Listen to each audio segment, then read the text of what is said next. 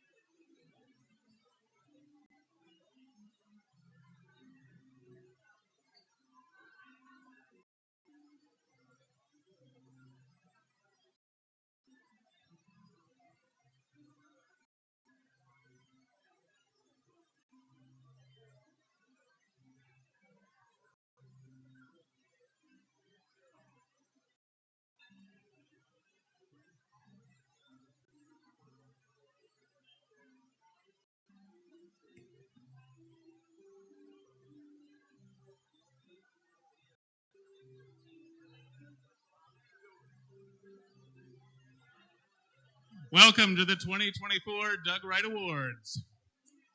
Please welcome Chair of the Doug Wright Awards and Canada's foremost collector of Ben Wick's original art, Brad Mackay.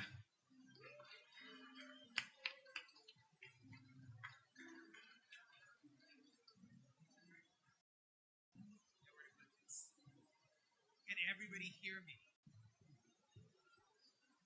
It's not my fault. Can everybody hear me now? I'm talking as close as possible to the microphone. Okay, so it's good. Seth, can you hear me? He's older, so can you hear me? Tanya, did you bring his ear horn? No.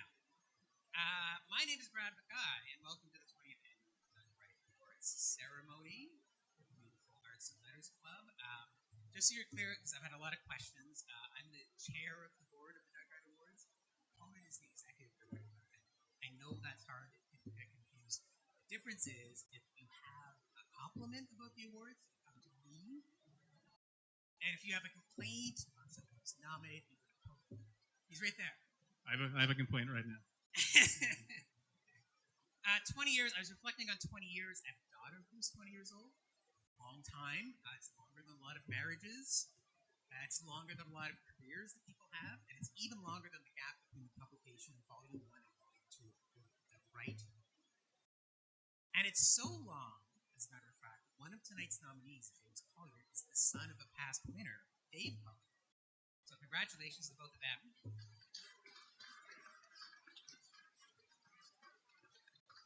I kind of feel like the Doug Wright Awards had kids. So I'm really happy that happened. And I should say, speaking of family, I feel like I was thinking about this today because there seems to be different people. And I kind of feel like the awards are kind of like an annual family meeting for me, but it's a comics family. fitting because I'd like to point out that almost all members of Doug Wright's family here, there's 12 members of Doug Wright's family here. Ken Wright and Jim Wright and their partners, kids, so give it up to them.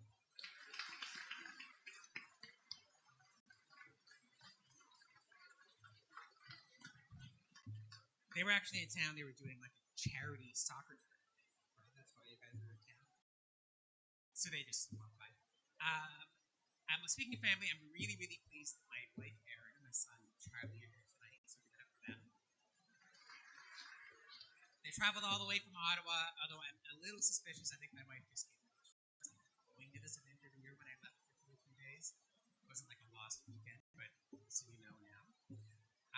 I want to thank everyone who makes these awards possible, including cartoonists, publishers, distributors, bookstores, comic shops, and of course, buy these books and readers. Give it up to them.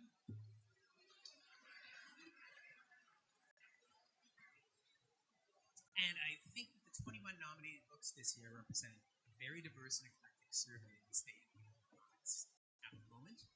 I was looking at them when I heard the nominees. They've got horror comics, Haida manga, kids comics, personal memoir. But I did know that as eclectic as it is, I kind of feel like this format we've been neglecting. So I convinced, based on Jordan's speech last year, if anybody was here, we have a whole category dedicated to scroll comics this year. So, Seth, you can get on that scroll comic you've been working on. Now is the point in the evening when I stop making jokes and answer all your pretty questions, starting with, for people who haven't been here before, what are the Doug Wright Awards? The Doug Wright Awards are a non-profit foundation committed to supporting and celebrating the best of Canadian comics. The main way we do this is through this annual awards ceremony, which we've been for 20 years. And the goal from day one, when Seth and I founded this, was to cast a spotlight on Canadian comics and the people who make them back then. There were not a lot, and now, as we've commented many times, there's a plethora.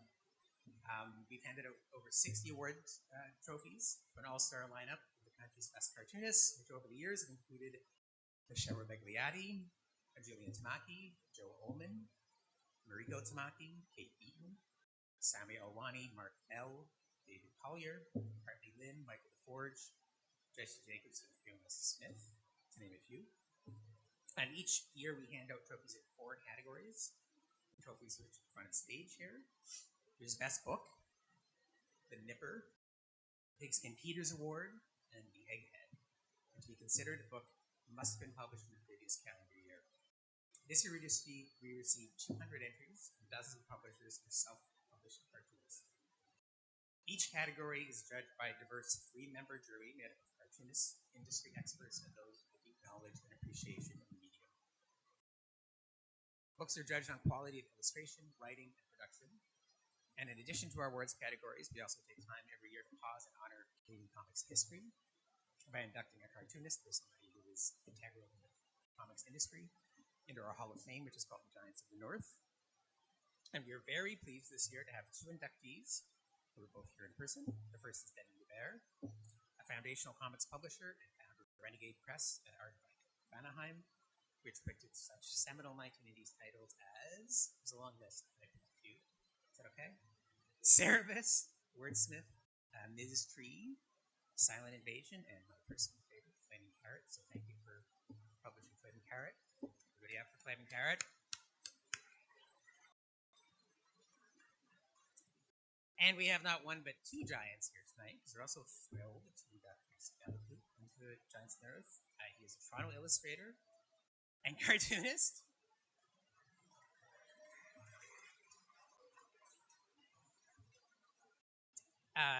He's a Toronto illustrator and cartoonist in over his 35-year career, where he's created award-winning comics, books, zines, and has illustrations published in international magazines and for advertising clients, not to mention taking part in art shows around the world. So congrats to both of you. I'm so glad you're here. The Wright Awards, of course, take the name from cartoonist Doug Wright. Doug Wright's family strip dominated Canadian newspapers in the mid-20th century.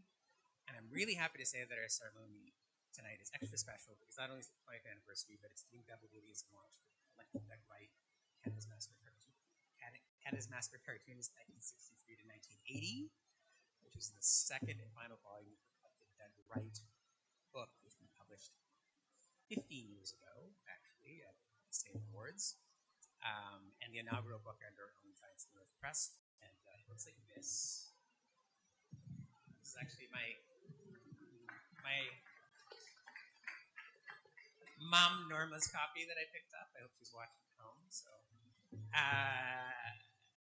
so copies are available at the table at the back. So we'll snap it up. And I just want to thank as well everybody who supported the crowdfunding campaign, because if you didn't know, we did this using a crowdfunder, this Canadian online fundraising campaign, and it was a huge hit. I also want to thank Conan for organizing it and doing all the messy work. Speaking of the Doug Wright Awards and Conan, there's also for the first time a Doug Wright Awards swag at the back. So there's t-shirts, there's buttons, bags, tote bags, stickers. Is that it? There's free coasters in the bar. Free coasters at the bar. Don't worry about the free coasters. Buy the other stuff. Because as I mentioned off the top, the Wright Awards are a non-profit. Unlike other non-profits in Canada, awards organizations can't get government funding. That's sweet federal provincial funding. So we don't get any grants. So as a result, we couldn't pull the show off every year without dedicated volunteers and sponsors, in addition to the swag that buy and support us. So for our volunteers, I would like to thank this list of fine volunteers. We have Rafa, Alex Hoffman, Jay Stevens, Matthew Daly, who did our very spiffy poster if you saw it around, Michael Thorner, who's doing our music.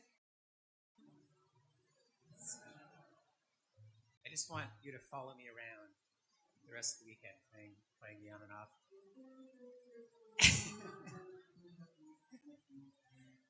Eric Fayette, Derek Wincheers, Jeff Speed, Bob Siporiak, legendary Bob Siporiak, our Siporiak of Drawn and Quarterly fame, of Raw Magazine fame, a living legend who we've somehow managed to.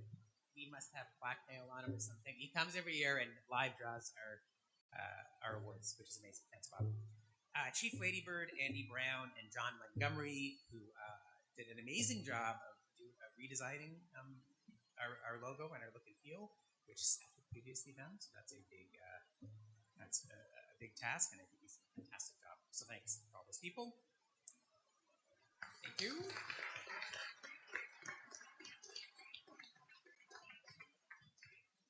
And then I want to thank our sponsors. So Crowdfunder, which is the crowdfunding website I mentioned, they were our venue sponsor. They're at Letters Club. Toronto Life Magazine, Broken Pencil Magazine, Strange Adventures, Oyama Provides,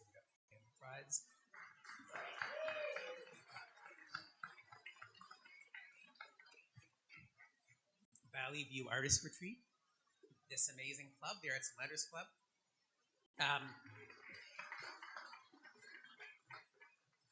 I got to go up when I had to change it to this. The stairs were packed, so I went in the elevator, went up to the second floor, and changed it, came back down. That's a great entrance. Thank you.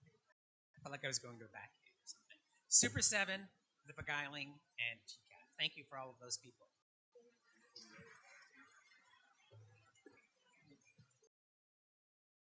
All right, I can stop talking. Before I wrap up, Conan wants me to remind you that we'll also be doing a draw at the end of the evening of the ceremony. You all got tickets for a set of both volumes of the Wright, Doug Wright Volume 1 and this one, so stick around for that. Now at last, that's what everybody came for, an American is going to get up on this stage and rhapsodize about how great Canada is. He's been drinking all day, getting ready for it. Now I'm pleased to introduce you to our host for the 20th annual. He's been drinking Canadian beer too. Your host for the 20th annual Doug Wright Awards, a man who is gifted with charm and grace and wit. You know him, you love him, the Bob Hope of the Doug Wright Awards, Mr. Dustin Harbin. Let's go.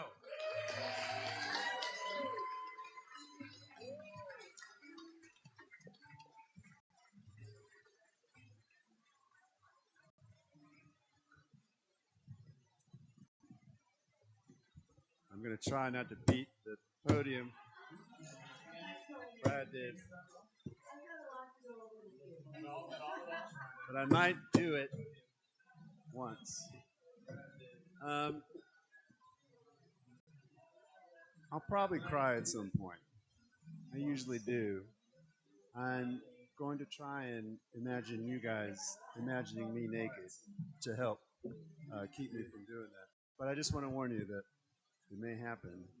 Um, Many of you have met me before or seen me do this. Uh, who am I?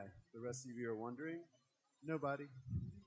Not important, not famous, not even good at this. Just like a guy that would do it. It's pretty much my whole CV there. When I was writing these notes 20 minutes ago, uh, I was like, I think this is maybe my fourth time or fifth time. And then Brad told me that it was my sixth time, which is disgraceful. It is a blight on Canadian cartooning that you repeatedly have picked the worst American possible to expound on the value of Canadian comics. Not that I don't like them. A lot of them are pretty good. And also, another reason it's so dumb to hire me is that they pay me. This is paid. I'm making dozens of dollars right now to just do this, to sit here imagining you, imagining me naked. So anyway, yeah, I've used up most of that territory of self-important self-effacement, which is my trademark. Um, but you know, here I am. So we just have to get through it and hope that they make better choices in the future. Don McKellar, past host. Scott Thompson, Kids in the Hall. Steve Manali. And then Dustin Harbin. 6 times. One thing I'm very good at, better than this, better than I am a cartoonist, is complaining. I'm good at it. I like it. I excel at it. I like to kvetch. I like to ignore things that are wrong with me and focus instead on things that are wrong with you, which feels better. It's just nice.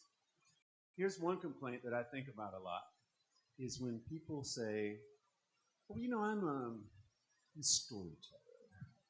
Well, are you a writer, an author, an illustrator? Oh, no, I consider myself a storyteller. You know, like capital S storyteller.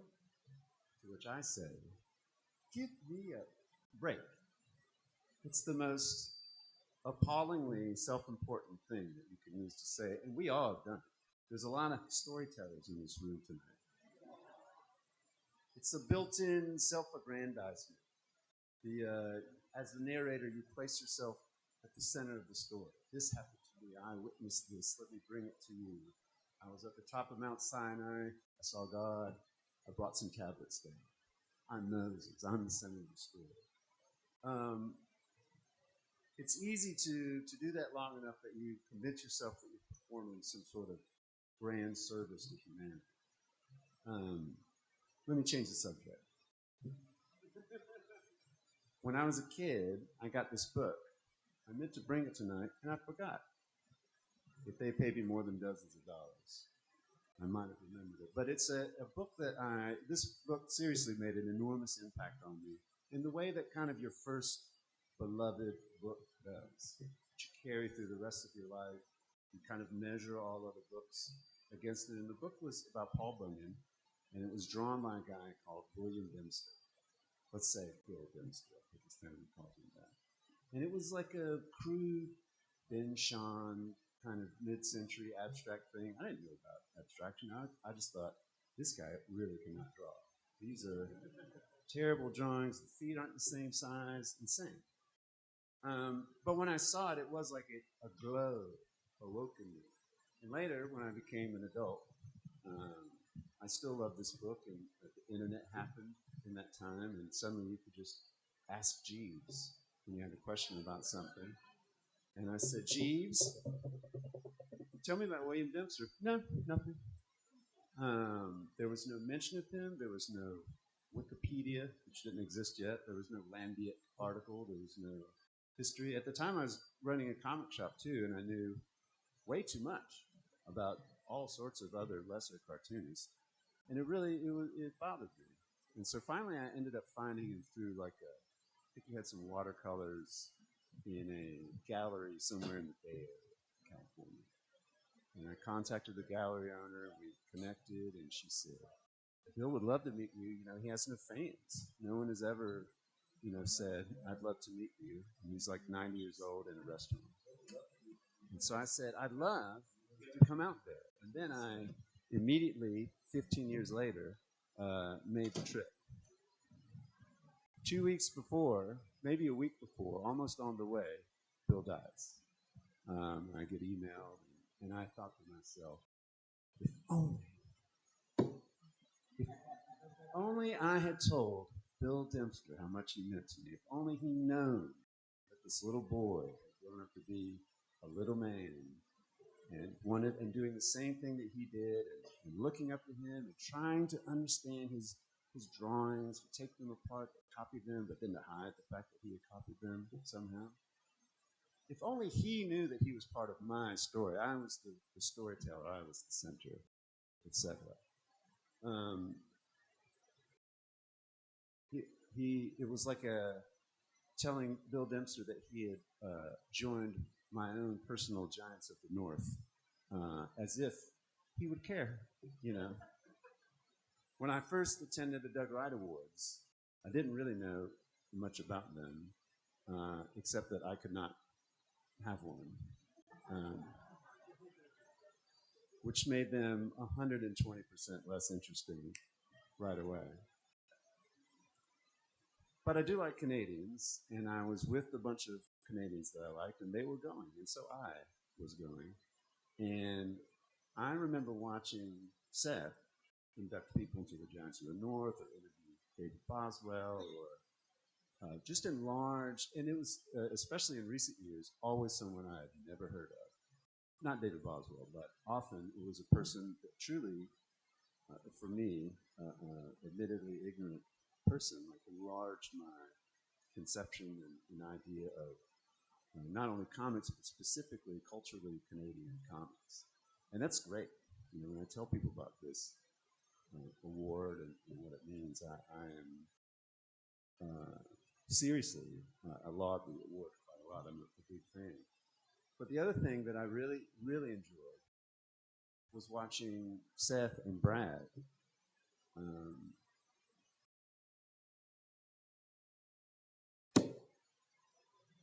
Hold on, let me try to avoid it. It was watching them tell the story of how much they love Doug Wright to Phyllis.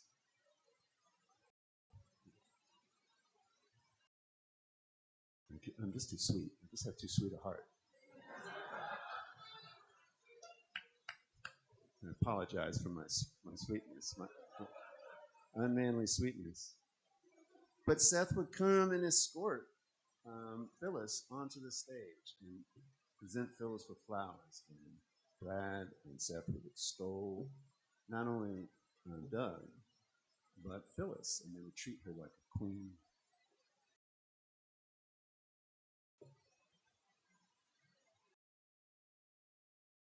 Listen, no one has ever said a nice thing about Seth.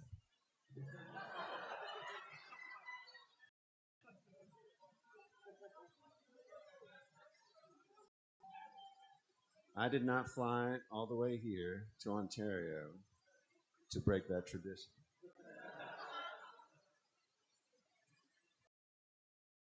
But it was really nice. Last year, Phyllis could not attend the Wrights. She was ill. And I asked Brad, where's Phyllis at? Oh, she's not well. She couldn't make it this year, but hopefully she'll get better. And after the awards, I was like, hey, do you think I could get Phyllis's address? I'll mail her a letter. A little like, hey, I missed you. I was thinking about you. Maybe like,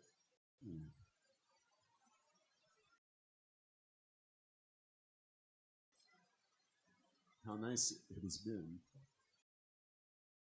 to be part of this story. because, of course, she would like to know that she was a side character in my story, right? That's what she was worrying about, is whether Dustin Harbin was thinking about her. But that's the way the storyteller operates, right?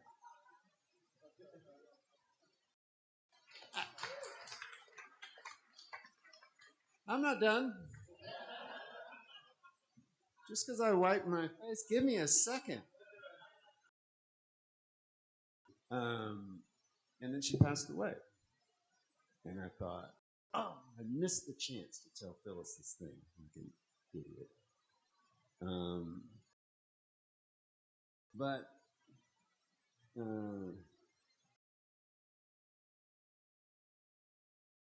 I do regret not being able to tell her how much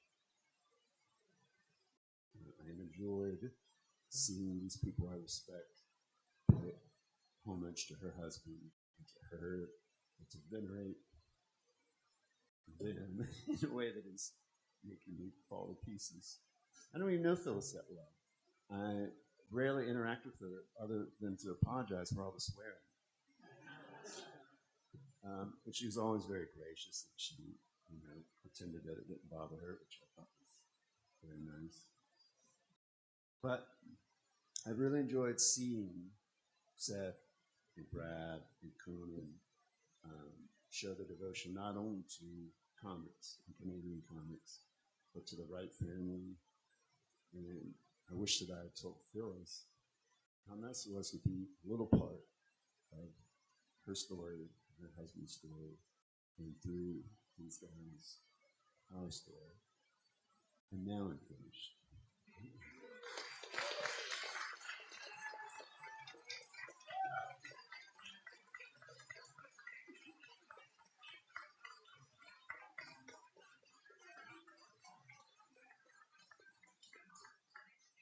You would not believe how hard it is to fake cry.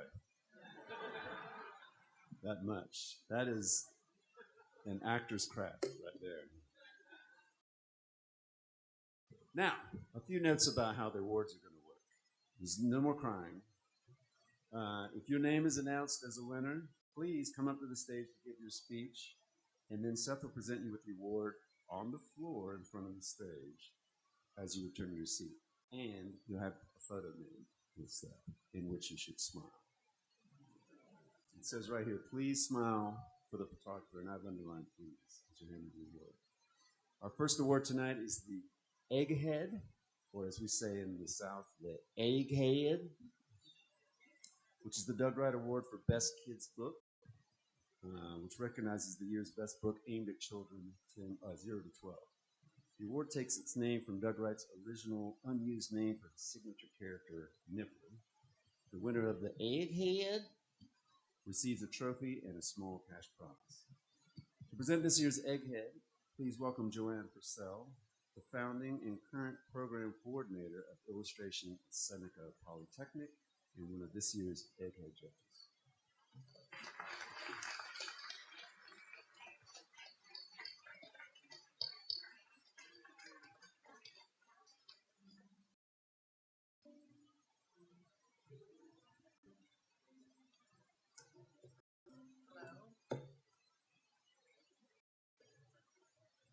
So, the nominees for the 2024 Egghead Award are Thunderboom by Jack Briglio and Claudia Davila, published by Kids Can Press.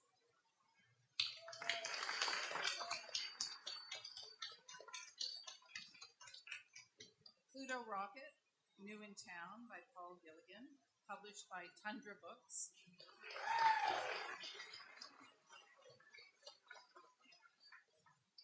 Hockey Girl Loves Drama Boy by Faith Erin Hicks, published by First Second.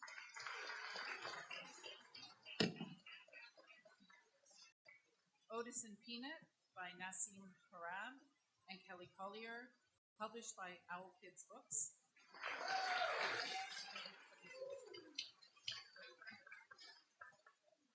And Bad Medicine by Christopher Twin, published by Emanata, an imprint of Conundrum. And the winner is Otis and Peanut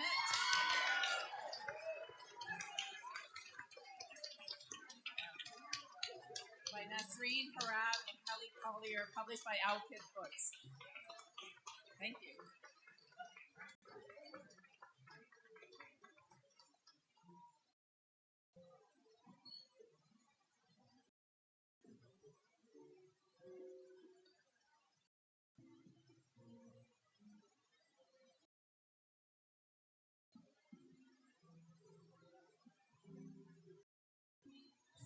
Speech first, then trophy.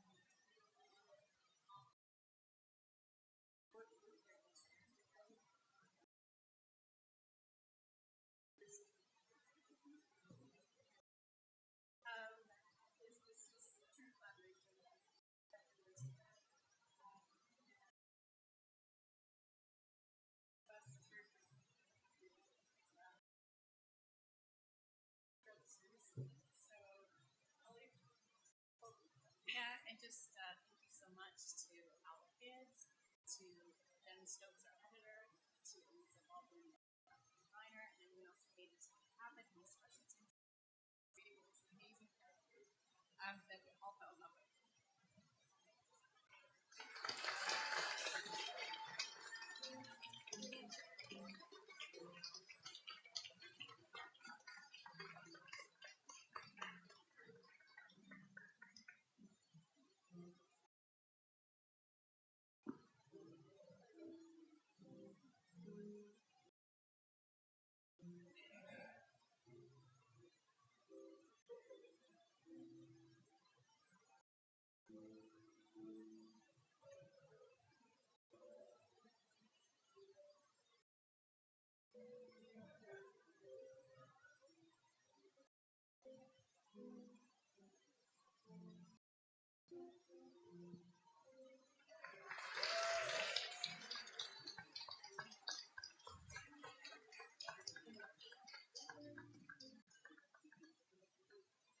Our second award this evening is the Pigskin Peters Award, which is the Doug Wright Award for Best Small or Micropress Book, sponsored by Broken Pencil Magazine.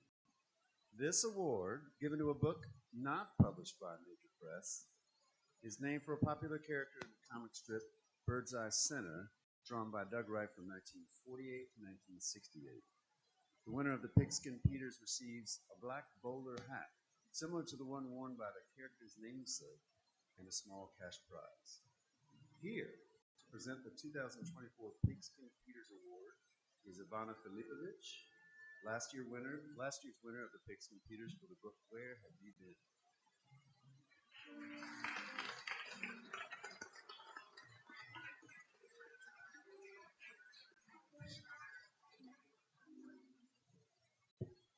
Hello, I am Ivana Filipovich, and I will not sing and dance. And it's your loss. Here are the nominees for the 2024 Pigskin Peters Awards. The first one, we have the sponsor first, Broken Pencil. Thank you.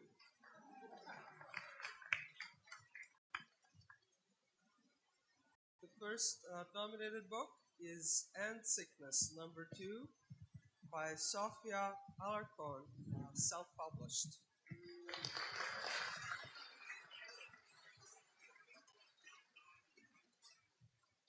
The second one is The Lonesome Shepherd by James Collier.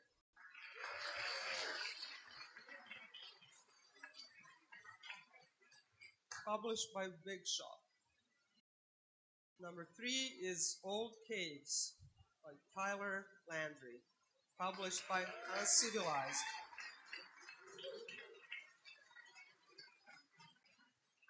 Next one is Power 9, Part 1 by John Little and David Little, self-published.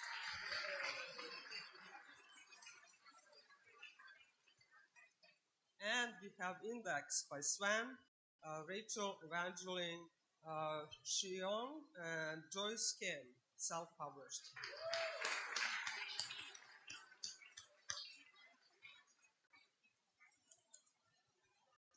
And the award goes to Old Caves by Tyler Landry, published by Uncivilized. Bravo.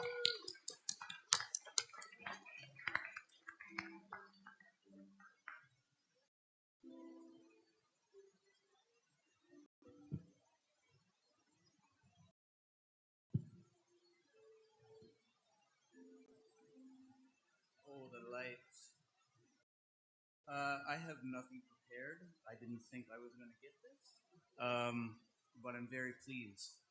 I never thought I'd be standing at the front of this room, I guess. I'd just like to thank Tom at Uncivilized for giving me the chance.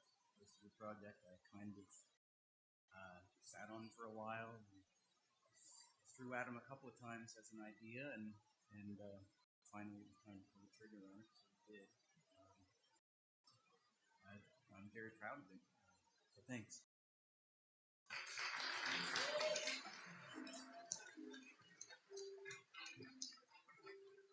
Conan told me not to come up here with these anymore, but you know what? You gotta be.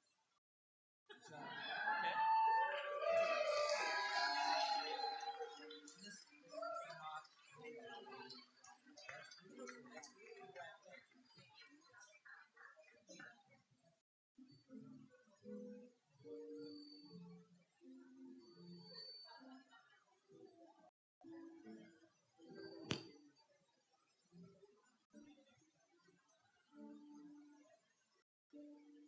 I'd just like to point out that I blurbed Tyler's book, and that's the secret: hiring an American. That's how you get prizes.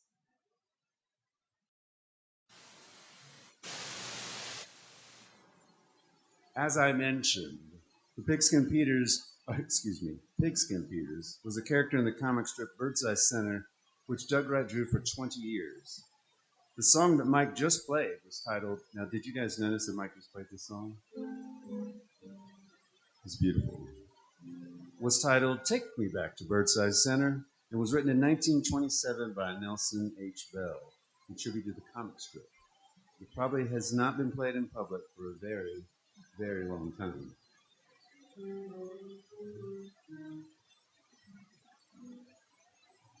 I love you.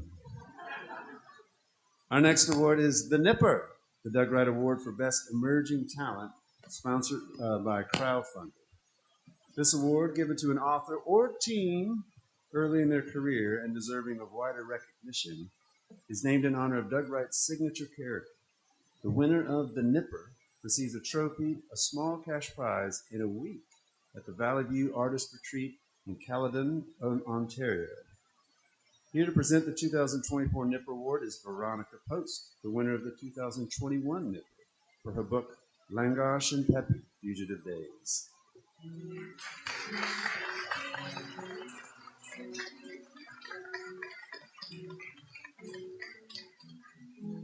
Hello, everybody. Okay, it's my pleasure to announce the nominees. The nominees for the 2024 Nipper Award are James Collier for The Lonesome Shepherd, published by Big Top.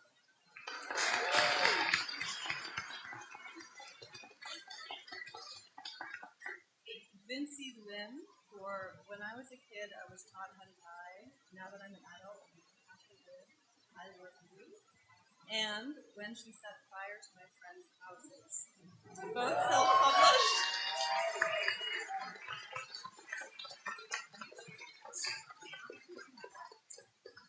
Sid Medea for Sid Medea's Dracula, self-published.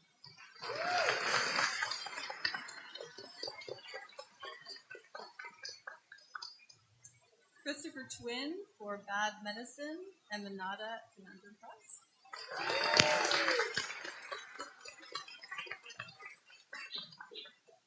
And Kyle Vidal Graham for Kettle Harbor, published by Conundrum Press.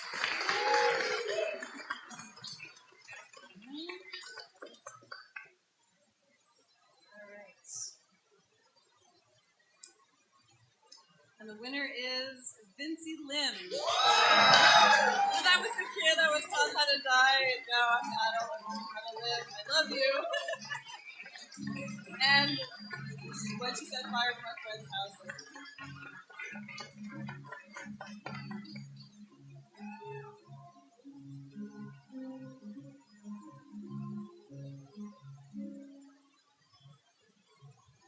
Hello, this podium is really tall and I'm a little short, but that's okay. I think you hear me. I'm actually really nervous standing up here, so I was preparing a little blurb in my head just in case, and I'm actually really nervous that I have to say the blurb out loud.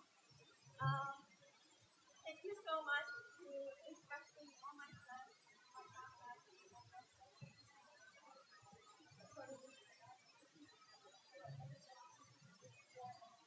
It's really special and exciting if I can do a little spiel. These are really personal memoirs. They're really personal. They're really much about abuse and surviving that, and it has been so really story. For example, growing up in a very abusive household, I, as a partner, would get tucked into bed at night by my father, and I would wait half an hour and sneak down to the staircase. I would sit with, like, lie down on the staircase and this is just a little bit trigger warning, but I would listen to my mom and about how so this is really special in my head that I am still alive today. That is really special to me because when I was 5 years old, I didn't know what I was living for. I didn't know what I was doing. I just knew that I wanted to live. And some people so much. I wanted to live. I wanted to have that community. I wanted to know what was out there for living. And I guess it is really not to but having every single individual who has come up to me and saying thank you. I grew up just like you, and I didn't know what to do. I don't know where to go, and I have found myself through the work, through your community, through your workshops, through everything that I do in my art. Yeah, that's my little skill.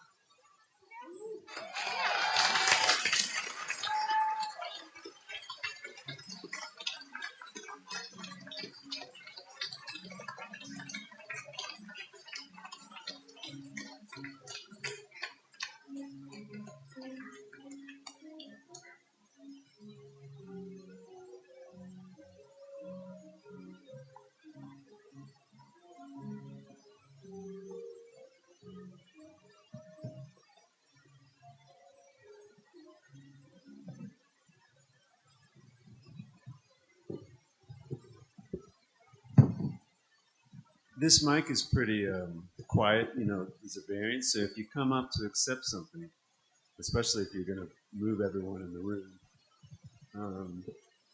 pull it down towards your mouth a little bit and be just a little bit louder. Not everyone has this beautiful croon. Last fall, along with the Beguiling Comic Shop, the Doug Wright Awards hosted a memorial for Joe Matt, creator of the comic Peep Show, who died unexpectedly in September at the age of 60. And we wanted to acknowledge his passing tonight as well. Joe wasn't a Canadian, but he spent many years here and produced the majority of his published work while living in the country. He was very much an honorary member of the Canadian comics community. Please welcome Joe's close friend, the cartoonist Chester Brown, and Joe's brother, Peter Matt, who would both like to say a few words.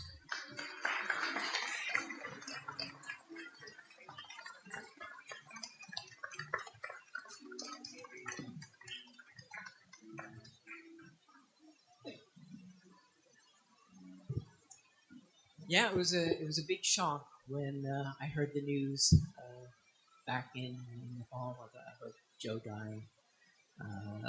I got a phone call. Was it? Yeah, at, one night from Joe's good friend Kevin, who I'd met, and so yeah, it was. Um, well, I knew that Joe was very important, not just to me, but to um, every the wider comics community in Toronto. His work was so influential, and right from the beginning, the earliest strips by him that I read in we were talking about it earlier today in Snarf, a comic book, an anthology series. Um, it was obvious how fresh his take was on autobiographical comics. Autobiographical comics had been done before.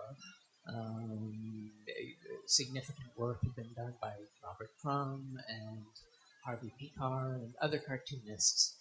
But I sort of thought of that as, the work that those cartoonists did and, not something I'd be interested in doing. And then when I saw Joe's work, it seemed like such a different take and just a new way of doing work about one's own life, and made immediately when I read Joe's work, I was like, this is what I want to do, and I began to do my own autobiographical comics. So yeah, he had a huge effect on me and a lot of other people.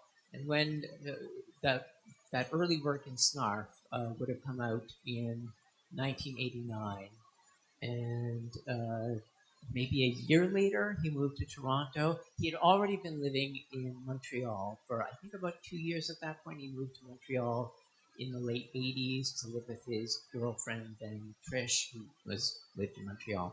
Joe was born in Philadelphia. Um, so yeah, he moved here. He lived here in Toronto for about 10 years, and made so many friends here. Not just in the comics community, of course, in the comics community, he was famously big friends with me and with Seth, but also many other figures in the arts community, particularly musicians. And yeah, this was so beloved by so many people here.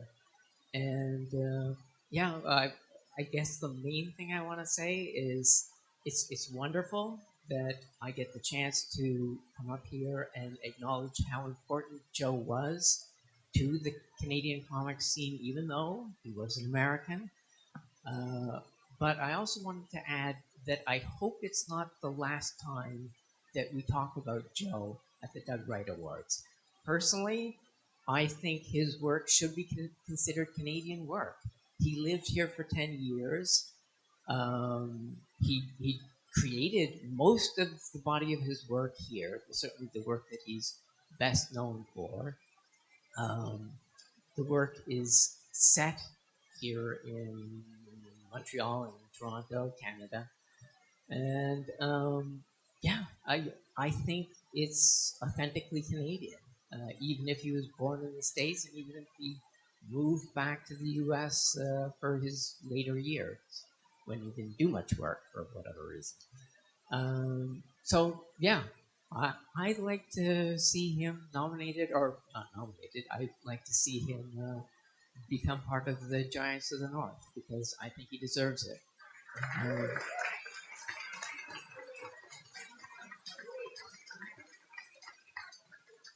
But yeah, Joe, we missed you, and that's it for me. Now, Joe's brother Peter is going to get up and say a few words.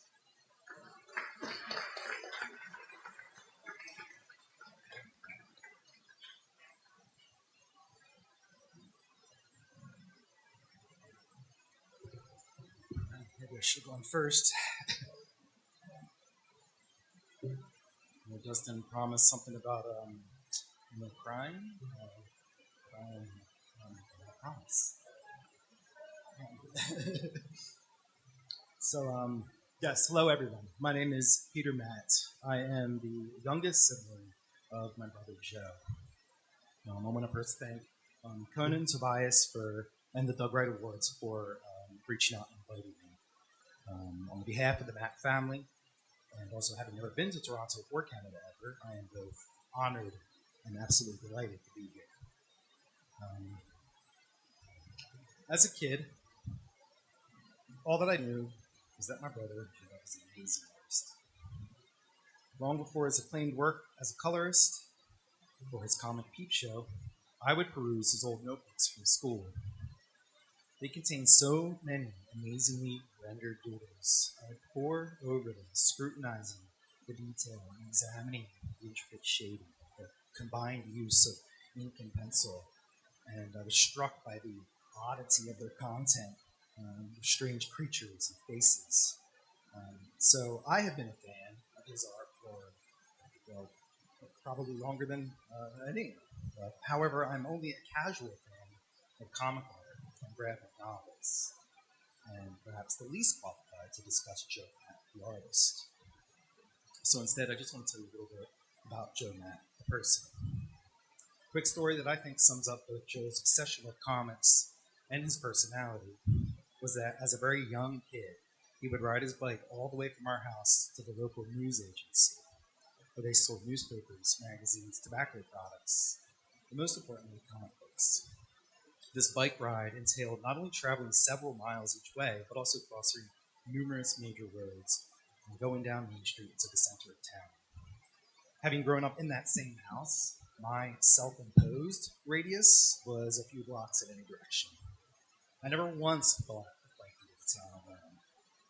Perhaps, unlike Joe, I didn't want anything bad enough to even consider it.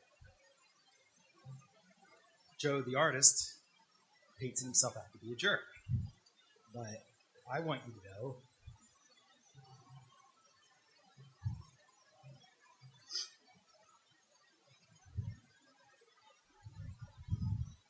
that he was incredibly soft-hearted.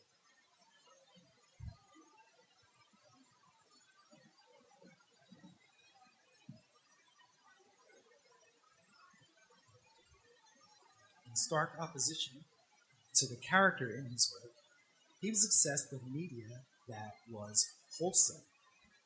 Yeah. He loved to consume sappy movies and television. One of his favorites was the TV show Little House on the Prairie, which, if you're not familiar with it, is brimming with old-fashioned family values and sentimentality. He loved the show, and he would watch it repeatedly and cry at every episode. And in perhaps the sweetest example of how soft-hearted he could be, about 6 years ago, Joe and his most recent girlfriend of 8 years, Vicky Krause, ended their relationship. Joe, however, maintained a connection with Vicky's brother that grew into a close friendship. So much so that Joe was there for the births of each of his two daughters. He became Uncle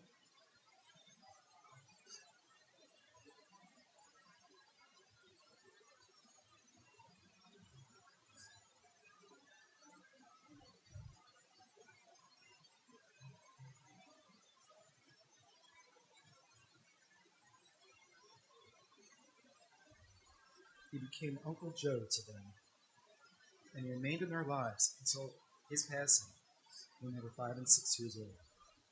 In rare expressions of financial generosity, he would bring them toys and treats when he visited, claiming that he couldn't help himself. Joe actually loved kids, and he was great with them. So, while I am here to join you in this celebration of this talent and work as an artist, I will remember him as a brother. A brother that let me win as a kid when we played video games. A brother that I loved going on hours-long walks with as an adult.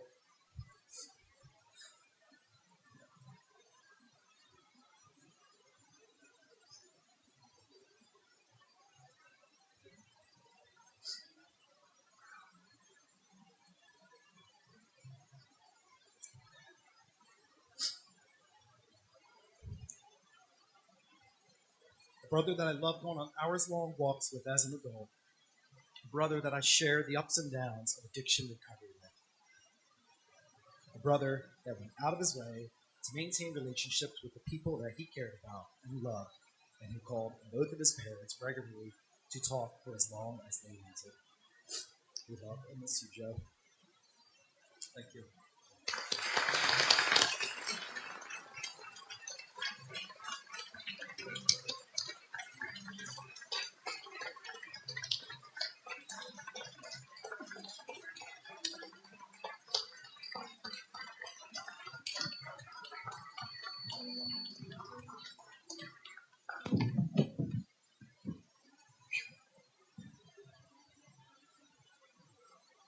Please welcome to the stage the co-founders of the Doug Wright Awards, Seth and Brad Mackay.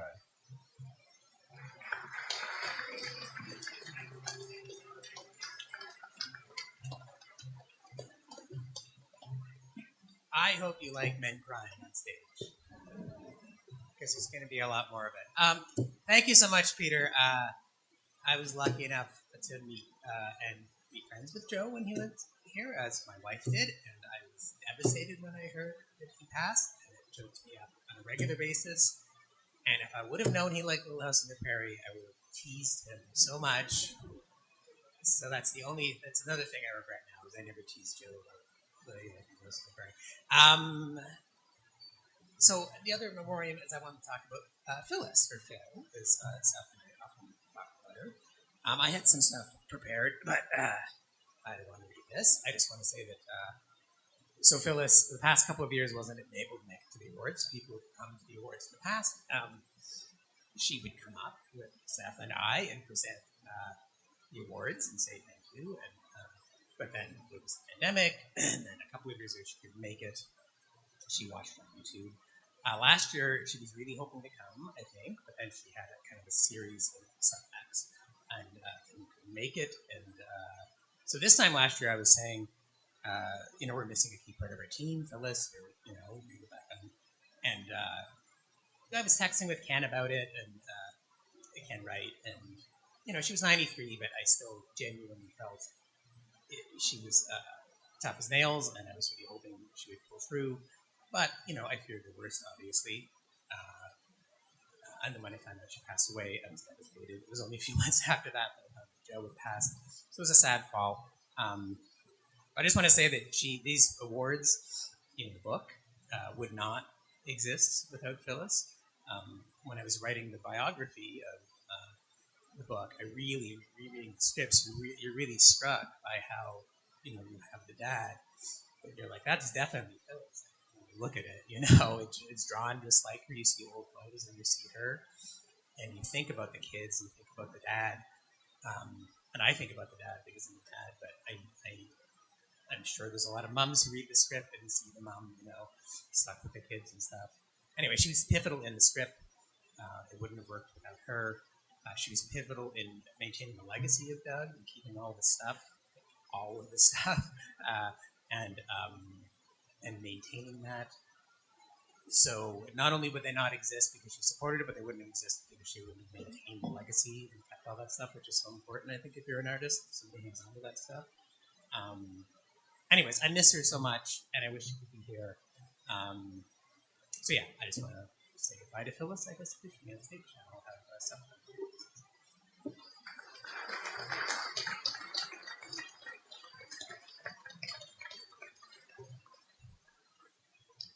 I will be doing no crying. I am a hard-hearted bastard. So I'm going to just read this from my heart. Phyllis was a strong figure, a person of assurance and graciousness, and in my opinion, a clear, calm sense of her own identity. She had presence. I don't know this for a fact, but I've always assumed that in the Wright household, she was the boss. Just a guess. She was also very easy to get along with. She had an obvious sense of fun, and when I think of her, I see her smiling. She was social and chatty, and not without an opinion. I like these qualities in her. They were good, old-time, stolid Canadian qualities. She died in her 90s, so I don't think it's odd to speak of her as someone from an earlier era. She had that old-time dignity, a fine quality that is somewhat out of style and not so obvious today. Some might have read that dignity as distance, but I read it as prudence, a virtue. She was clearly loved as well. At her funeral, the grief of her granddaughters showed just how much they thought of her. I was envious of that display of emotion. No one will ever cry like that at my funeral. Phyllis was quite the lady, and I highly admired all those qualities of her that I have just listed. She generously extended her trust to Brad and I from the very first day we met her, and she dealt with our missteps and failures with nothing but understanding. In fact, she never mentioned any of them. She wasn't blind to things, merely polite. Though it's not entirely true that she never said anything ever. She did once. When the first volume of our Doug Wright book came out, Phyllis was not exactly quiet on one failure. Mine. Apparently, the photos I'd selected for her wedding to Doug did not exactly please her. In her opinion, I'd failed to pick any of the good ones.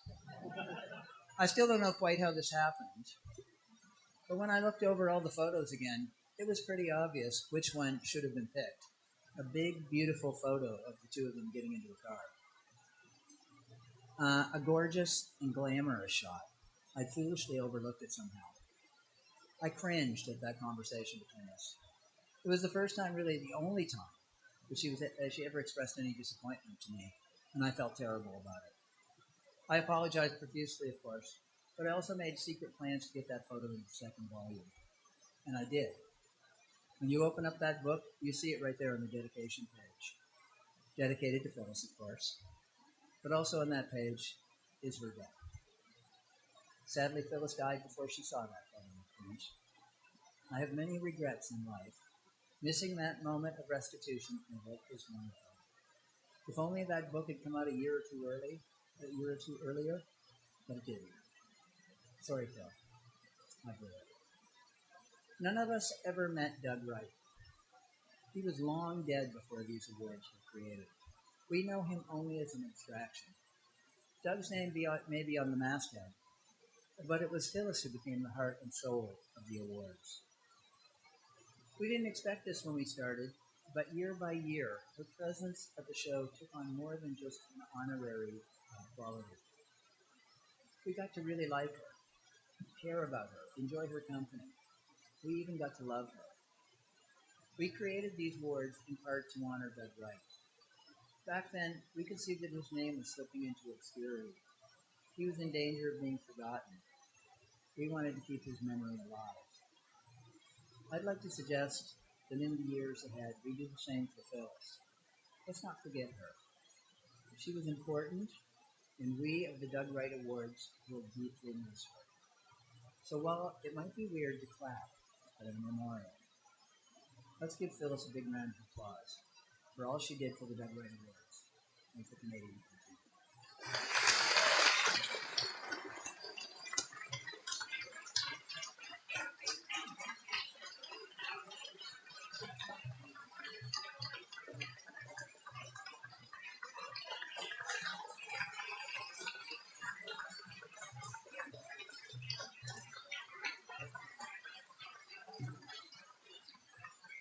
And now I'd like to welcome Ken Wright to the stage to say a few words on behalf of Wright.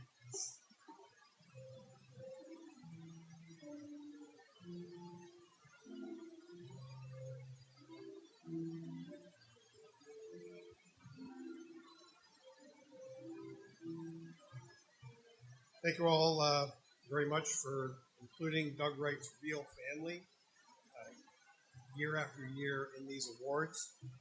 I want to thank Brad and Seth for those wonderful tributes to our mom and our grandma. Dustin as well. I didn't realize Dustin had those kind of words in him, but thank you very much for your words as well. I mainly came up here to congratulate the winners of this year's awards, the winners, the nominees of the Doug Wright Awards for the past 20 years, for the next 20 years. and also to express Doug Wright's real family. There's 12 of us here. We're only missing my son, Phyllis and Doug's grandson, Matt, who's out west. To thank Brad, Seth, Conan, those behind the scenes whose names I don't know, for the wonderful book that was produced, the second volume. There's a lot. Jim and I both read it in the last week or so. Learned a lot about our dad that we didn't really know, that he secretly journaled and kept from us, probably for good reason. Other than the fact that some of that stuff showed up in cartoons. But again, on behalf of Doug Wright's real family, my main goal here is to congratulate the winners as well as the nominees of the awards. Thank you.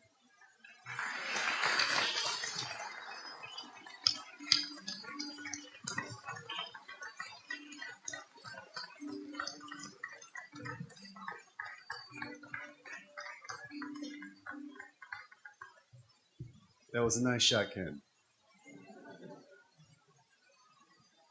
Each year, the Doug Wright Awards inducts one or two new members, into the Giants of the North, which is the Canadian Cartooning Hall of Fame.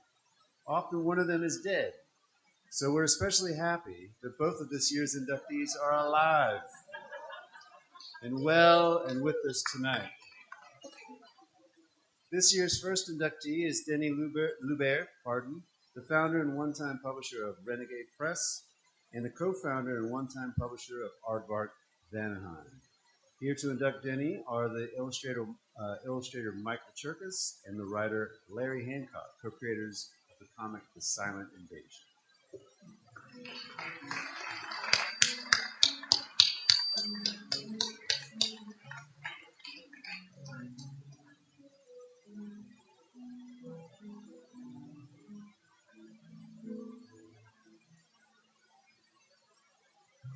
Can you hear me now?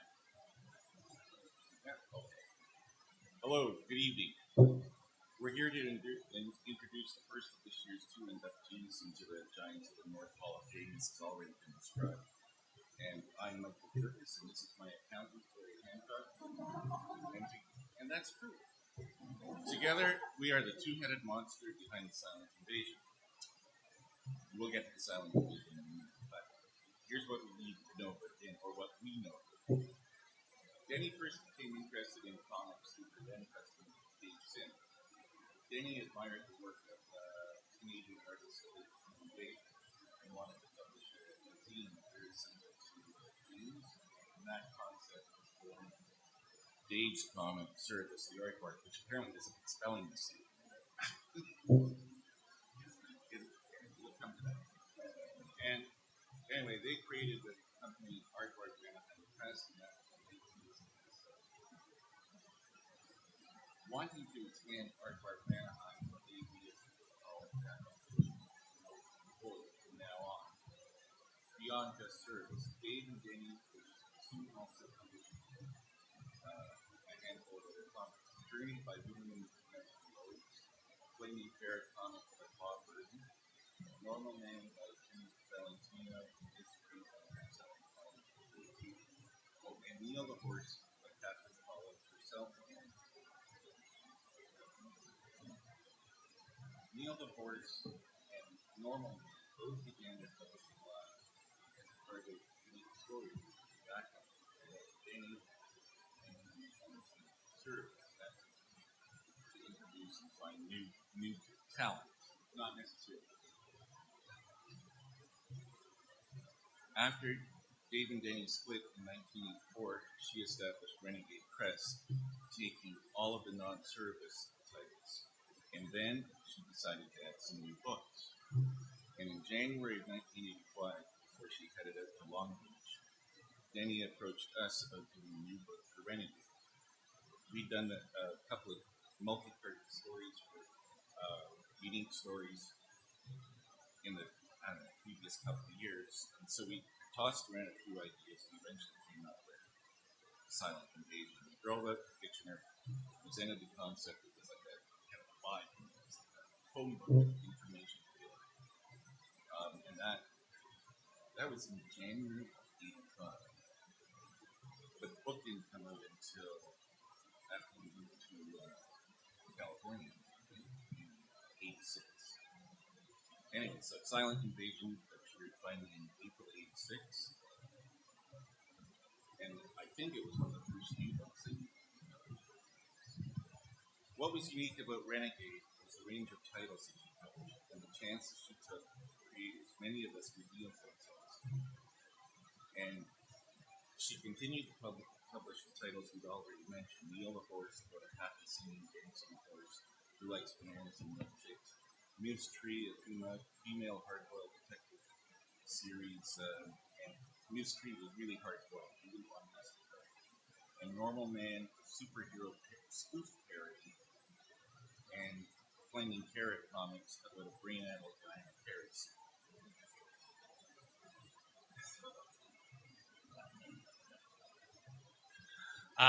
Denny's new books at Renegade included Wordsmith, which is a 12-issue series about the inner life of a pulp magazine writer in the 1930s by Dave Derrigo and Rick Taylor, both Canadians.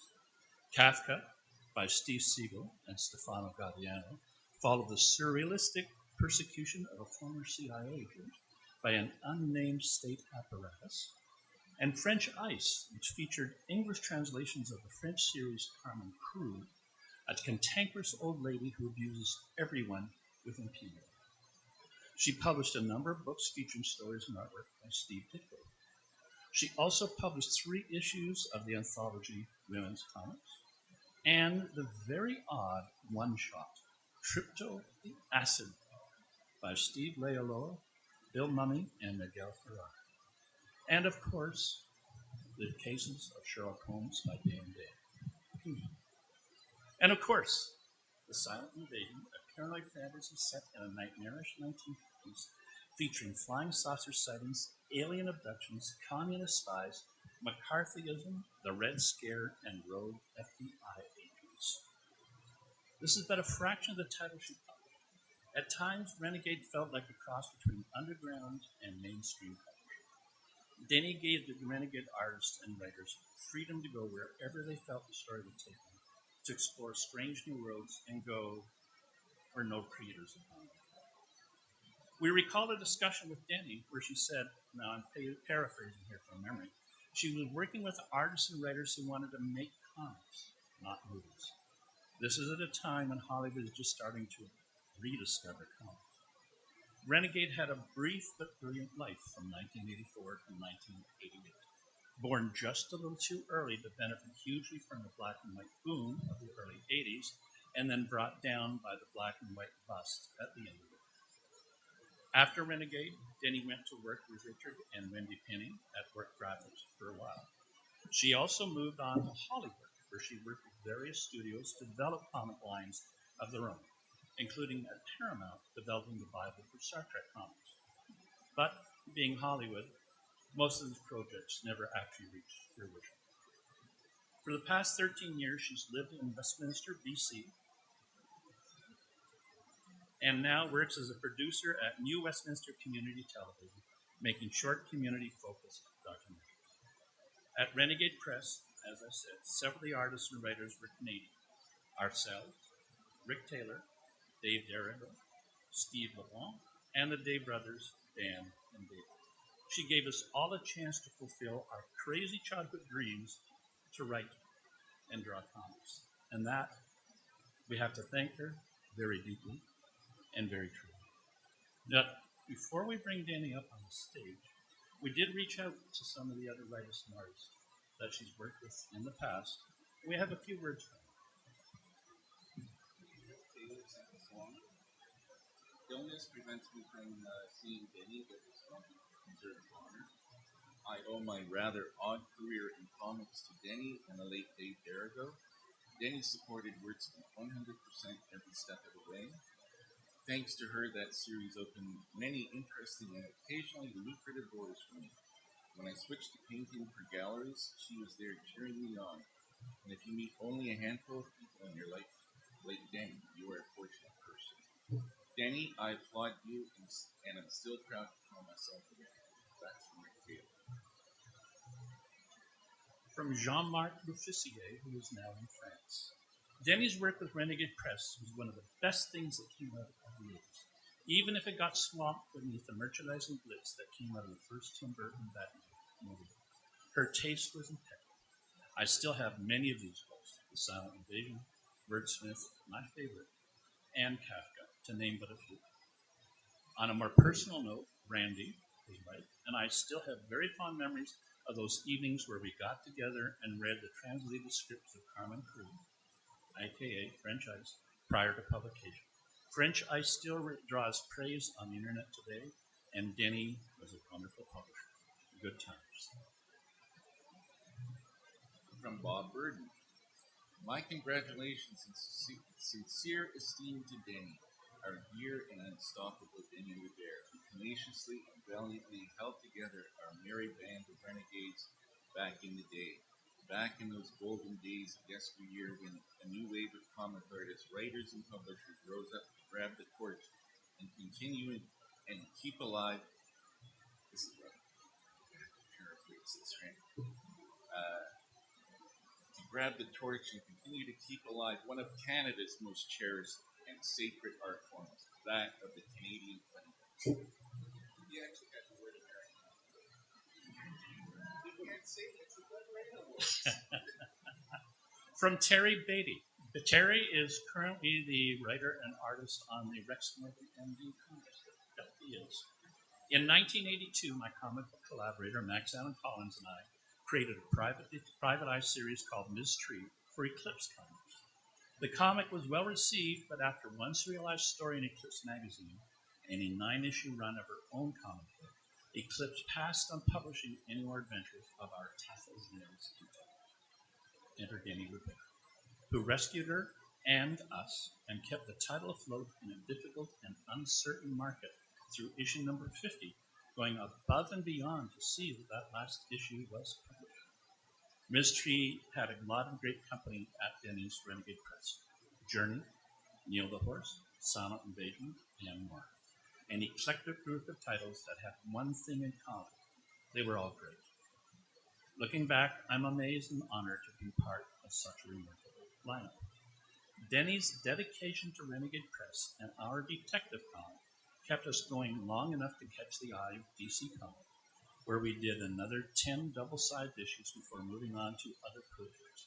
The door having been opened for me, Terry, to spend a decade as part of DC, as part of the Batman art team, and Max to write Road to Perdition for them. Career highlights for us that very well might not have happened without our time at Renegade Press to keep the spotlight on our work and the lights on it. Today, all of our mystery comics are still in print. As comics historians look back in the 1980s and the black and white explosion, I think you'll see that of all the publishers at the time, Renegade Press light shone the brightest. Congratulations to Denny Rivera on her induction into the Canadian Cartoons Hall of Fame. A very well-deserved honor.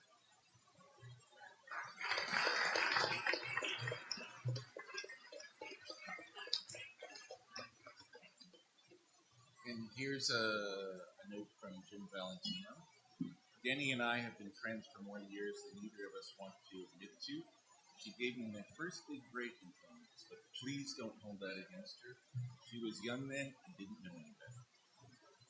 She was also my inspiration as a publisher, first at Shadowline, then later as the publisher of Image. Denny pioneered a publishing house that eschewed genre in favor of excellence. She championed books and creators that didn't fit into the usual mode, and thus created one of the first truly diversified lines in comics, something for which I don't think she received nearly enough credit. So this induction into the Hall of Fame is, in my opinion, not only well-deserved but long overdue. So to my dear friend, I offer my congratulations, and to you folks who had the good taste to honor her this evening, I say bravo.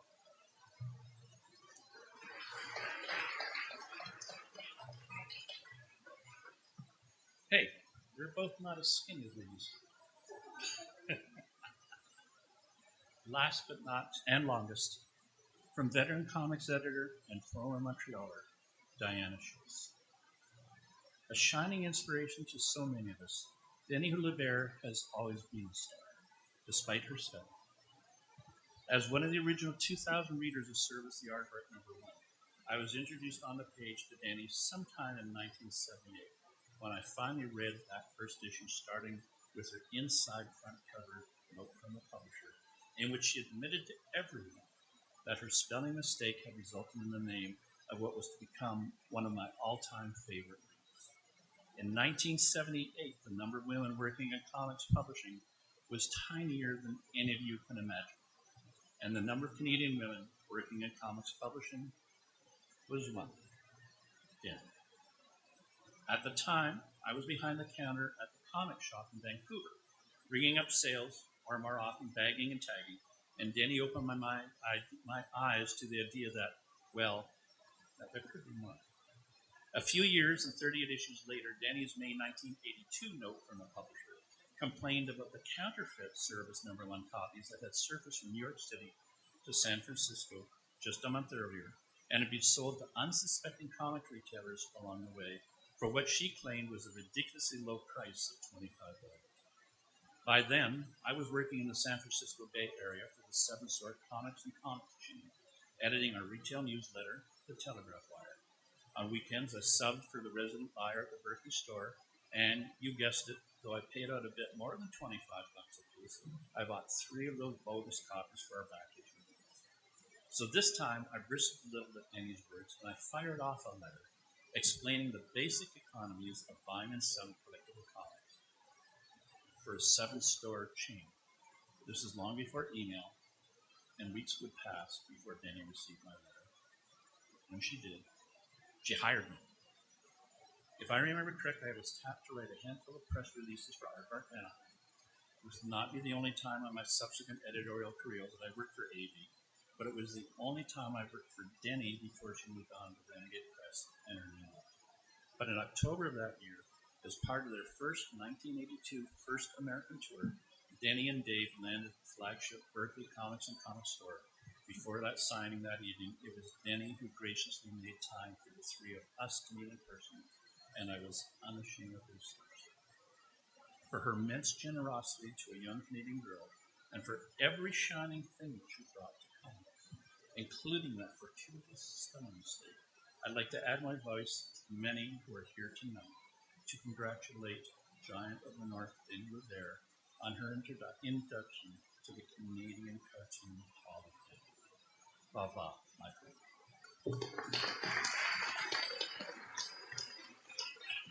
Denny, would you like to take the stage?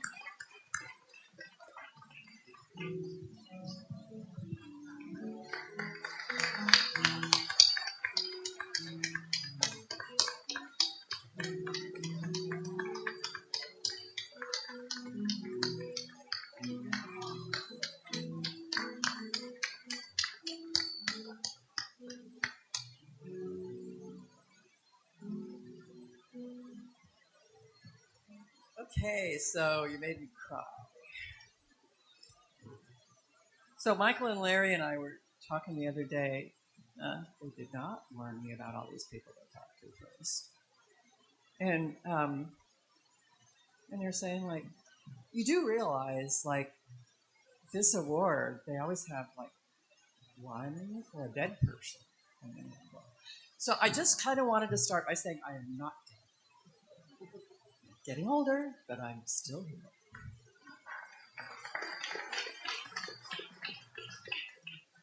And I wanted to thank Conan for being so persistent. Conan first invited me over here to get this award several years ago, and then that stupid pandemic came in the middle and kind of threw all our plans away. But I am really happy. I'm really happy I made it here. And you know, the big thing that this show and this award has reminded me of is what I always loved about comics, and it's you guys. It's your love of comics, it's the community, it's the generosity, it's the way we're there for each other. It's a community like very few others. I went and worked in Hollywood for a little while, let me tell you, they don't have this kind of love. They don't have this kind of support, despite, those big fancy award shows. This is the heart and soul of comics, and it's why I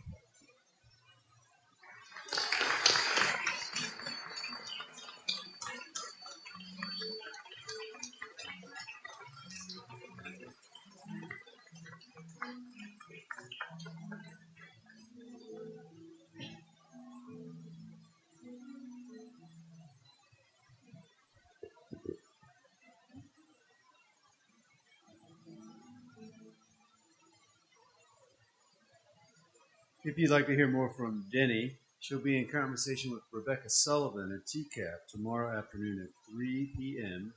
in the Hinton Room on the third floor of the Toronto Reference Library. This year's second inductee is the cartoonist and illustrator Maurice Bellecourt. Here to induct Maurice is Fiona Smith, author of the Doug Wright Award-winning Sex, and a 2019 Giants of the North inductee.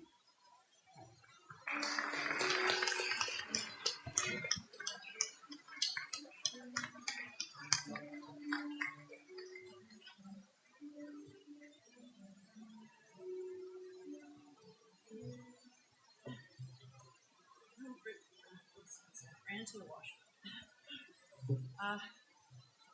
My name is Fiona Smith, and I'm an artist, illustrator, cartoonist, and educator working as CAP's 2024 general program.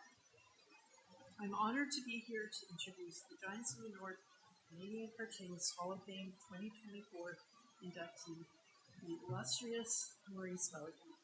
And what is there left to share about Maurice after reading his brilliant and very honest graphic memoir? And I'm so glad we have this time together. I can tell you, I met Maurice back in the fall of 1982, within the first week of attending the previously named Ontario College of Art, before it was renamed OCADU.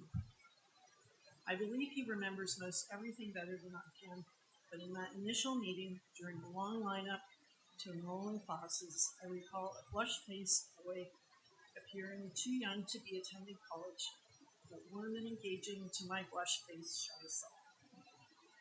As I got to know Maurice and his friend Pete, and other young people within our OCA foundation year, I learned Maurice was the natural leader, visionary, critic, and tastemaker of our crew. Design, originality, and beauty reign supreme. And humor. He was so funny. There were so many laughs, as evidenced by his book and his love for Carol Burnett. He could transform from sophisticate to goofball in a split second. I always figured Maurice would be an actor alongside his visual art pursuits. And if you've heard him read his book, during your book launches, yeah, it's very evident.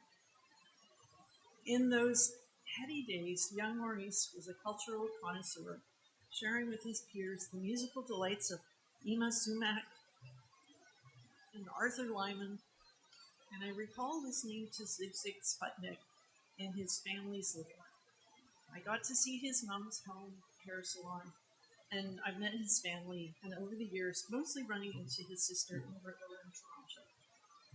On the comics tip, he was on top of what was happening in the avant-garde cartooning world, educating me about Raw magazine and delving into funky cinema tastes through the transgressive films of Kenneth Anger. Okay, maybe that was his mentor and our OCA teacher, Paul Peters. And Maurice shared his adoration for the dreamy illustrations of Kane Nielsen, an artist who created concept art for his beloved Fantasia. Maurice was the barometer of hip and continues to be. I could always count on and continue to count on his thoughtful critiques of my artwork. Good or bad, he can't hide his pleasure or disdain. His expressive face cannot lie. That said, he is a great cheerleader, and over the years has been a caring mentor to some very lucky emerging illustrators and cartoonists. Maurice's art during our OCA days was resplendent. mixing cartoonists, illustrators, artists, and filmmakers' influences and creating his own singular voice, but always topmost, he was an excellent storyteller. This skill fueled his work and his meteoric rise as an internationally celebrated illustrator. His comics and illustrations shared stories of everyday life, workers' lives, fantastical sexual fantasies, tender moments, and visualizing music. And later in his cartooning career, he drew narratives on a heavier note about the more negative human experiences of loneliness, unrequited love, and the violence of being assaulted. And those Maurice colors were unmatched, lush and juicy. He has only gotten better over time. Not all cartoonists are good painters. Most of us stay in the lane of the purity of black and white comics, whereas Maurice is a master of black and white, but transports us through his incredibly skillful use of color. Soon after graduating from OCA, Maurice had an interview at Reactor Art Design with co-founder and artist rep Bill Grigsby, who's in the room tonight, a big influence and champion for both of us over the years. Bill took Maurice on immediately to join Reactor's stable of illustrators, and so began Maurice's stellar career in illustration. Pretty much any magazine or newspaper you could name, he was published in. Maurice's signature style, a mix of nostalgia with a decidedly contemporary feel, was often sought after. His excellent storytelling skills, perfect line work, and gorgeous palettes led to thousands of assignments. Maurice has also ventured into drawing for animations in more recent years. For example, for StoryCorps Out Loud, the title piece, My Aunties, the story of Toronto's Stephanie Lynch's account of growing up with gay parents during the 1980s AIDS crisis, and Love Lost and Found about transgender veteran Sue McConnell and Kristen Reed's sisterhood. And more recently, Maurice drew animated scenes for the film Boulevard, a Hollywood story about Gloria Swanson's hiring of Dixon Hughes and Richard Staveley, two young songwriters and romantic partners, to turn Sunset Boulevard into a musical. What could go wrong? Maurice's penultimate assignment was for Vogue, being commissioned to go to Couture Week in Paris and document the fashion show's reportage style in comic form.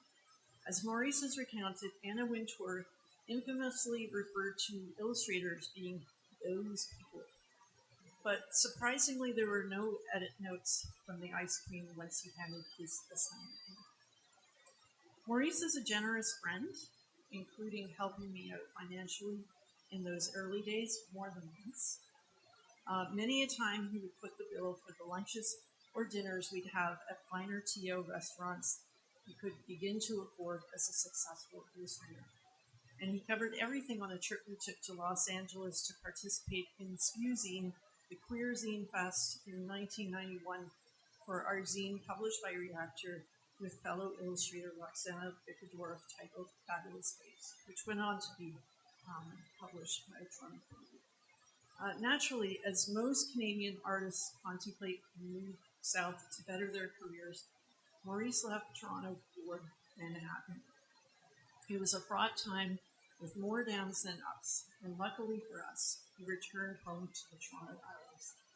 I have to mention a detail of Maurice's days in NYC, where a particular haircut unintentionally fashioned him to look like Beck at the height of Beck's fame. Many times, Maurice was mistaken as the Californian musician in his daily travels around Manhattan. As Maurice's illustration career grew, so did his rise as a gay icon. The sexy drawings that began in art school proliferated in art shows, comics, and books in the following decades. His reputation grew for drawing the male form through his ABC book, a homoerotic primer, and his pinups book. And the full Maurice bibliography, of course, includes Bella Vision, a collection of comics and pictures which showcases some of his early days large-scale comics. And the book, A Nut at the Opera, a glorious tribute to his friend and mentor, Coffee. Some have considered his predecessor as Tom of Finland, but Tom's monoculture gods cannot compare to the wilderness, full of color and differently shaped bodies. Unrequited love fueled much of his lustful images of all sorts of kenai. In pin-ups, a depiction of Leonard Nimoy as an erect spotted slave. Maurice's comic offerings were sparse for a little bit, but he made a sexy return through Poema Press with the further sexploits of Gloria Badcock. And then he committed to a graphic novel that grew and grew and grew. This is a weird thing to say. The cartoonist in the room, everybody in the room, understands the laboriousness of cartooning. It's hard for the layperson to understand the effort that goes into a comic that appears in books. As Chris Ware has said, you work on a book for 20 years and suddenly look up and wonder where your life went. Maurice's memoir hints at the incredible labor that went into its creation. Nothing is left to chance with him.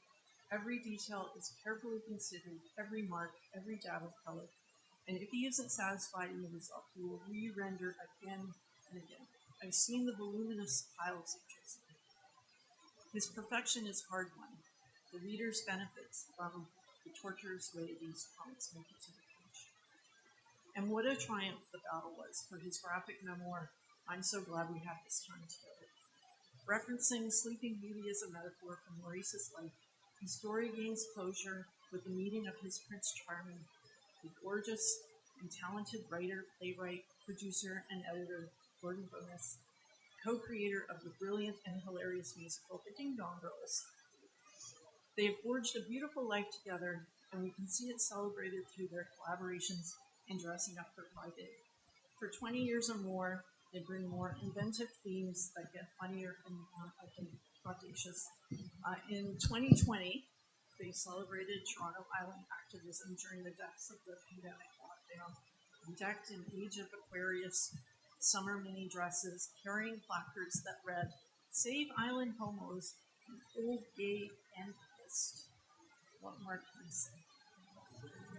This incredible artist is so deserving of this honor, and every honor that will indeed follow with the release of his graphic memoir. Please welcome my dear friend, Maurice Delacour.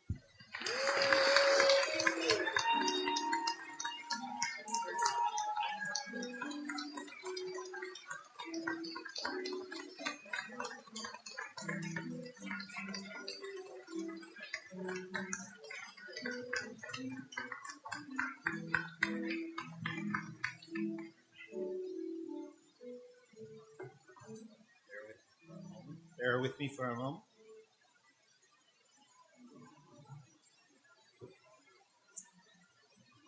Thank you, Fiona, my dear friend. I want to take this time to talk about a very serious issue for cartoonists: tchotchkes. Vintage Japanese wind-up robots, Star Wars action figures, 1950s ceramic lady head vases. I just know your studio bookshelves are sagging under the weight of them. Whatever it is, we cartoonists love to collect. We can't help it. We need these objects. My own tchotchke-filled workspace is a sealed-in former front porch. It measures exactly 7 by 12 feet, and I work large. Much of the studio is dominated by 2 enormous flat files. Stacks of dusty CDs tower precariously over the work table, and there's paper everywhere. When a recent psychological study showed that clutter actually helps creativity, I felt so vindicated. Get thee behind me, Marie Kondo. On my windowsill, a small row of tiki mugs sits next to a Class Oldenburg cardboard pretzel. These are my own particular household gods. They silently observe and inspire. So what is it about these cheap toys, vintage whatnots that attracts us? It's simple. They give pleasure. Pleasure. Such a fraught word, and hardly ever simple. Perhaps, like me, you were raised by strict Calvinist Christian Dutch parents. In this severe world, all pleasure was suspicious. If something was fun, how could it be good for you? So it's ironic. When I think back about my career, the work I've done over the past 40 years, the one through line that I see through all of it is to give pleasure. It's a reaction to my upbringing, certainly. It's also a personality trait. I want people to like my work, and by extension, me. Most important, though, it brings me pleasure to offer my vision of pleasure to the world, to charm, to delight, to make an audience laugh. The most I ever had was a talent to amuse, as Noel Coward said of himself. But pleasing art can also accommodate pain. When I work, I can't listen to podcasts or people talking. I have to have music, mostly classical music and opera. I've spent a lot of time listening to and thinking about Mozart. Mozart believed that music should always be aesthetic, a thing of beauty, pleasurable, even or especially when it deals with angst and pain. This is true for me too. In my recent memoir, I had to visualize a lot of difficult material. I tried to paint the dark stuff with some degree of beauty as well, to help the audience, to point to the dark humor that sits alongside it as well, a spoonful of sugar. For Mozart, creation came effortlessly, straight from his mind through the pen onto the paper. It doesn't work that way for me. A lot of effort goes into making it look effortless. A typical workday for me is a roller coaster of changing opinion and judgment. By the end of the morning, I'm ecstatic. I'm the new Mozart. By mid-afternoon, I'm despondent. It's all terrible. By evening, it will do just fine, and I will have to be satisfied with my limitations. I did my best. It's all part of the daily struggle of creating. This has been quite a year for me. My memoir came out in February, and I've been busy promoting. I did interviews for CBC Radio and NPR.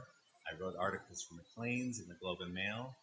I went on a short trip to the States, and more travel's coming up. It's all very distracting and exciting. But once in a while, I hear an odd, low murmur. It's very faint, but familiar. It's the household gods. The tiki mugs and the Oldenburg pretzel are silently calling. They miss me. They want me back.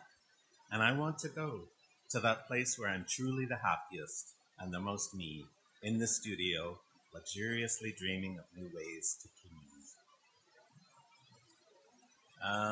Got a few people to thank. Fiona, first of all, thank you for that lovely speech and for many, many years of friendship.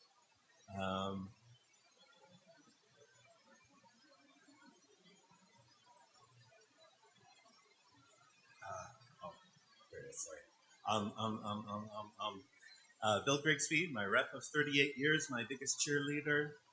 Steve Dunk at Reactor, who put so much time and work into making my work look as good as it possibly can. Chris Oliveros, Seth John and Quarterly, my old friend. Chip Kidd for seizing on what was a very slender proposal for Pantheon in 2012. L.T. Carper and Andy Hughes at Pantheon Books, New York, who serenely watched the 2015 deadline for delivery pass without comment. Cameron Waller and Sarah Jackson at Random House Canada. Thanks, Cameron, for all your amazing work promoting me in the book. And of course, my family, my lovely family. It's okay that none of you are here tonight, really. I know I am supposed to thank the Canada Council and Ontario Arts Council at every opportunity, but I truly am grateful for all the support I have received from them over the years of creating my book. I feel so lucky to live in a country that, at least for now, truly supports artists. And finally, my partner, Gordon Bonas, what can I say? You are such a great support, wonderful editor, best friend. As we enter our 60s, let's keep the love and laughter going. Thank you all for being here tonight.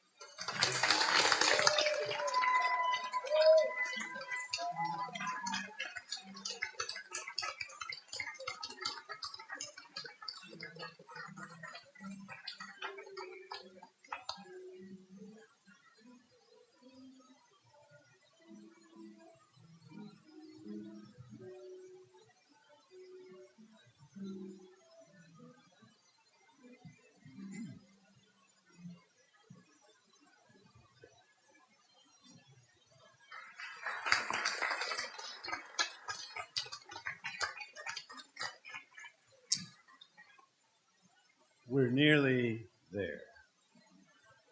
There being the bar. I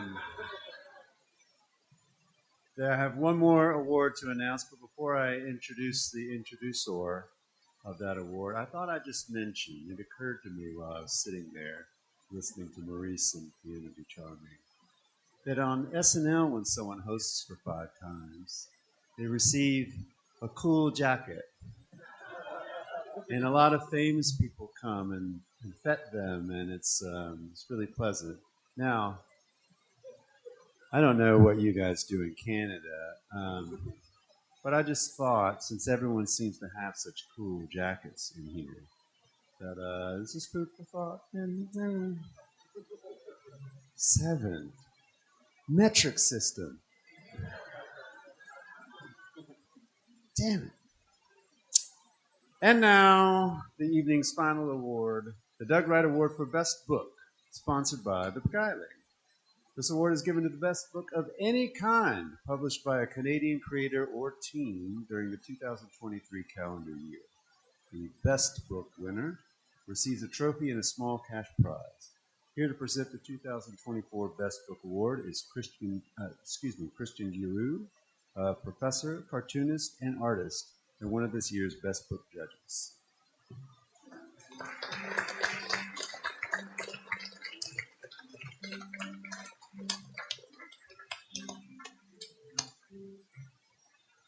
Good evening. I'd just like to quickly say, on behalf of Chris Houston and Elaine Will, who unfortunately couldn't be here tonight, the other judges, just what an incredible honor it has been to help with the adjudication of this award. We all got very invested in this process and became very passionate about this shortlist. These are all amazing books.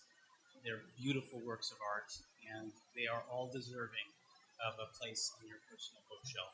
So if you haven't done so already, please make room on your shelf for this year's 2024 Best Book nominees, which include Val d'Or Neon by Olivier Ballou,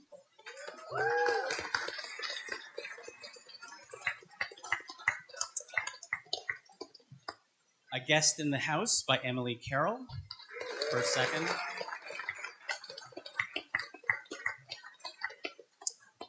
Harvey Knight's Odyssey by Nick Mandag, drawn and quarterly.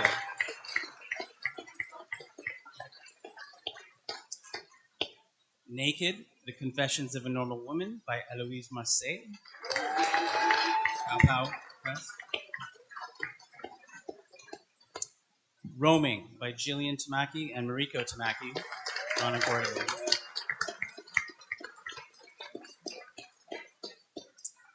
And Jaj by Michael Nicol Yagulinas, Douglas Tamaki.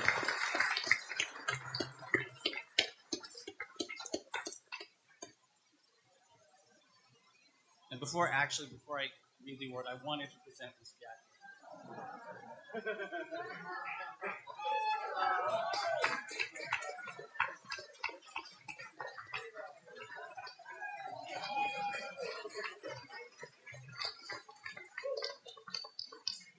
And the winner for the 2024 Best Book Award goes to A Guest in the House by Emily Carroll.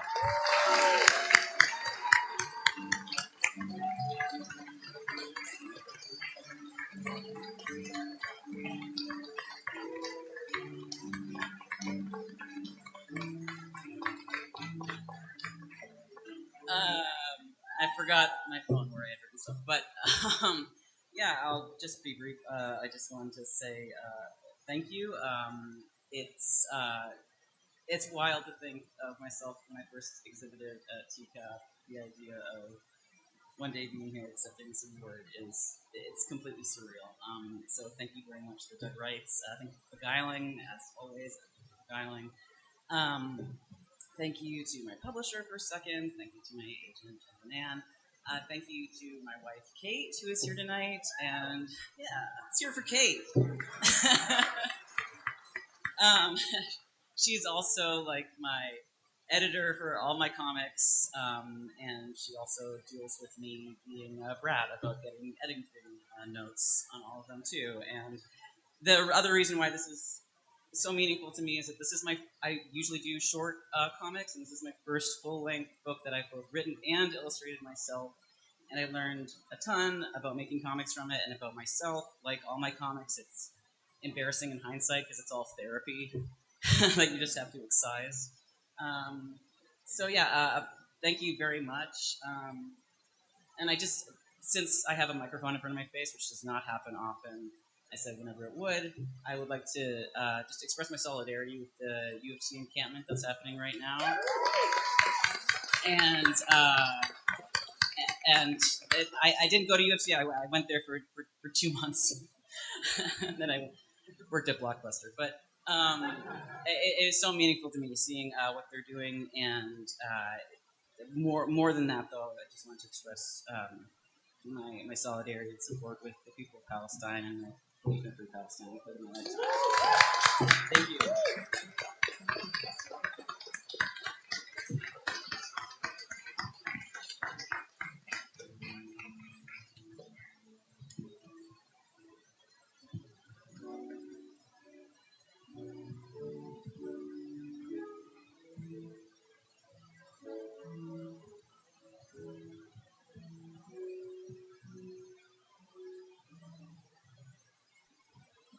Beautiful.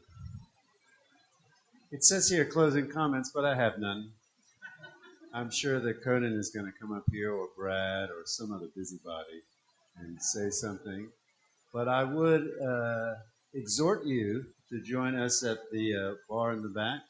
And don't you dare let any of the people that were nominated or won buy their own beer or wine or non-alcoholic drink. I think that would be an excellent way for, and I mean me as well. The winner of the five-timer club should never pay for his own beer. At any rate, thank you so much for being such an attentive audience and for enduring some clumsy tears and also some very graceful, elegant tears that we had tonight. It was a really nice night, very moving. So, thank you very much from me.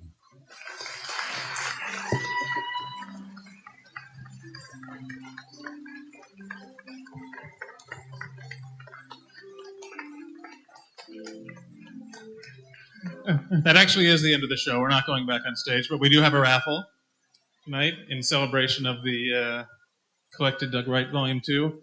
We're going to give away a 2-book set, now rumored to be out of print, Volume 1, and the new Volume 2. We've only got one set.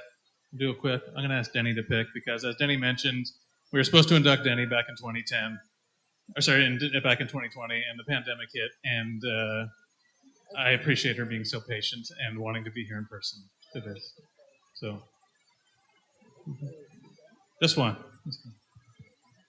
Okay. See if I can read the number. 0, 0, 0, 1. You can see I've done bingo, right? 1, 4. 1, 1, 4. There's no more. Thank you for coming. And the bar is staying open until 1 o'clock tonight, so feel free to stay as late as you like.